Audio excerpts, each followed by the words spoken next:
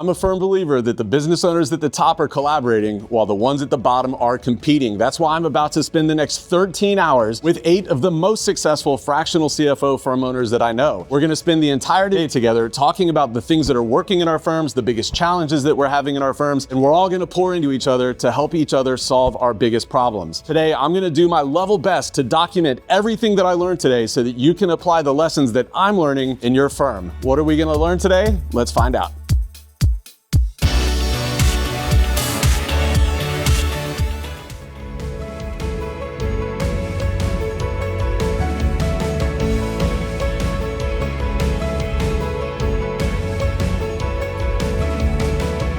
So before I kick these meetings off, I like to take about 10 or 15 minutes to just sit down with my iPad and really brainstorm some of the wins that I've had since the last time this group met, but also in some ways, more importantly to me, like what are the biggest challenges that I'm having that I hope that this group can help me with. So what's on my mind for this particular meeting? Well, number one is we've really had a lot of success lately with business development and sales, and I'm really coming to this point where team is about to be my biggest bottleneck. We're about to hopefully sign one more big client today, maybe tomorrow. And after that, we're probably going to be talent constrained. If I'm not able to hire another CFO or two in the next couple months, it's going to be a really big problem for me. So I want to get some feedback from the group today. What's working for them when it comes to finding fractional CFOs? What kind of outreach methods are they using to attract talent? I just want to understand what's working for them so that I can see what I can do differently. Number two is with hiring, I've really been thinking hard lately about the compensation model for fractional CFOs. Traditionally, I've done 40% of revenue to the CFO. I've had a couple of my coaches and mentors recently suggest that there might be some better ways to do that, some ways that incentivize the fractional CFOs a little bit differently, that maybe takes into account longevity of client and some other things like that. So I just want to get some feedback from others on how they're compensating their team. And finally is onboarding new clients. We've spent an inordinate amount of time over the last 6 months really trying to figure out how can we reduce the length of time it takes to onboard new clients. And I've shared some of those lessons with you, some of those things that I'm trying. I'll link that video below if you want to check it out. But I want to just kind of throw out to the group some of the things that we've been trying, some of the things that we've been seeing, and really ask the group to poke holes in what we're doing and let me know if there's any gaps or any opportunities for improvement so that we can make that onboarding process both more valuable for our clients, but also to reduce the amount of time that it takes to get the client fully onboarded and into that normal CFO cycle. So I think with a group like this, for the amount of time and money that we spend to be in groups like this, it's really important for me to be as intentional as possible and as thoughtful as possible ahead of time so that I can get the most value out of everybody else in the room. All right, man, I'm exhausted. We've literally been in this boardroom together for, the last 10 hours now, 10 hours straight with, like 10 other 7-figure firm owners. And we have covered so much great information today. Before I jump out of here to go have dinner with everybody, I wanted to take a moment to just share with you 6 lessons that I took away from my 10 hours with these other amazing firm owners today. And so I've just got my iPad down here with some notes on. I want to share those lessons with you because I want you to know what are the firms that are growing the fastest with the highest profitability? What are they thinking about? What challenges do they have? What are they talking about? So that you can apply some of these lessons in your firm as you ramp up to scale from wherever you're at today up to 7 figures or multiple 7 figures. So first lesson that really came out of this today is that growth comes at a cost. Adding infrastructure as you scale takes money. I know that as fractional CFOs, we all know that, but then when it comes time to apply that to our own firms, sometimes we lose sight of the fact that we've got to do that. So investing in building a team ahead of growth so that you can weather the weight of success without your firm getting crushed is so important. But clearly when you do that, margins and cash are going to take a hit. So you've got to be ready. Prepare for that growth as you're scaling from maybe 1 or 2 clients and you're thinking about getting up to 10, 20, or 30 clients. Be thinking about the infrastructure that your firm is going to need so that you can support that weight that comes along with it. You don't want your firm to crash under the weight of your own success. So thinking about operations managers and other non-production types of overhead, really important to plan for those things. So be thinking about that now. Number two, this is like that age-old thing. What got you here is probably not going to be what you need to get you there. So as an example, kind of two things come to mind. The first example is the processes that your firm used successfully to scale from $100K a year to $400K a year to $1 million a year. Those processes are likely not going to work once you get north of $1 million. And a great example of that is like your onboarding process.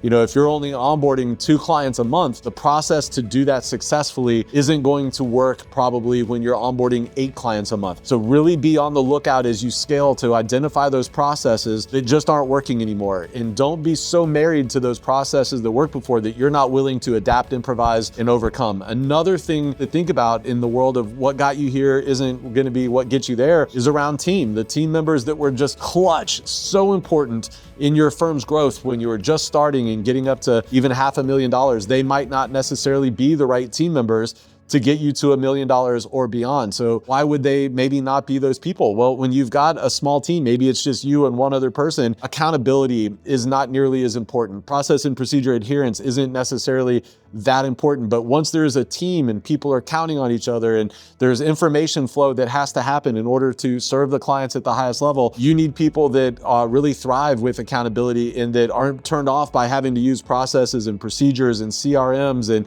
all those different kinds of platforms. And it's okay if you find those people that they're just not a fit for the direction that your company's going. It's okay to lean into that as a necessary ending. It's just time to move on from those people. It doesn't mean that you failed or that they're bad people. They're just not the right people to get you where you want to go. The third thing that goes to the top today is building that first layer of leadership and supervision in your firm is key. Is you start adding multiple accountants or bookkeepers or fractional CFOs to your team, and you've got ops people and admin people. You're going to need a level of supervision in there to kind of manage them and lead them, because you just don't have the capacity to lead the firm, to be the visionary of the firm, to develop the strategic partnerships, all that CEO kind of stuff. And so you've got to think about building the leadership infrastructure to be able to lead those people and manage those people effectively, which means you've got to have the margins in your firm to be able to afford them. So really be thinking about that when you're thinking about your compensation models and things like that today, because you're going to have to pay for them. You don't build that leadership layer out, you're going to hit a glass ceiling, you're going to plateau. So be planning for those things today. Fourth thing that came up today multiple times was how important it is documenting your sales process. How does a prospect flow from the time they come in as a lead all the way through the sales process? You want to document the things like what questions are you asking? In what order are you asking those questions? Why are you asking those questions? You've got to get all of these things documented so that one day you can hand over that prospecting and sales process to somebody else. You've got to get it dialed in. You got to get it systematized so that you can hand it off one day. Another lesson learned from having a really well-documented sales process is your onboarding process actually becomes 50% easier, because you've been intentional about the questions that you ask, the reason for asking those questions. You're documenting those questions throughout the sales process, and then you're able to just hand those answers off to your operations team so that they can onboard the client so much more quickly and effectively. So important to have that sales process documented out. Literally everybody that was in the room with me today is working to document that out, or they've already got it documented out and they're reaping the rewards from it. Number 5, referral partners continue to be the best and hottest leads. So leveraging somebody else's network is so much easier than trying to build your own network from scratch. And so actually, let me take a step back. What's a referral partner? A referral partner is somebody that is maybe in your niche or that serves your ICA already. They've already got the audience. They've already established trust with them. And then you work with them and they put you in front of their audience. They're using their goodwill to say, hey, you need to work with this fractional CEO over here. This fractional CFO is amazing. I trust them. You need to work with them. And so when I talk about a referral partner, that's what I'm talking about. Somebody that's got an existing audience that they can put you in front of. So when you're leveraging those referral partners, they've already got that trust. And so when they make a referral to you, normally those leads are super hot because the lead already has the trust of the person that's referring you. They've normally identified some type of need. And so your job then at that point is to just get them across the finish line. So the trust is already there. The need is already there. You've just got to get them across the finish line.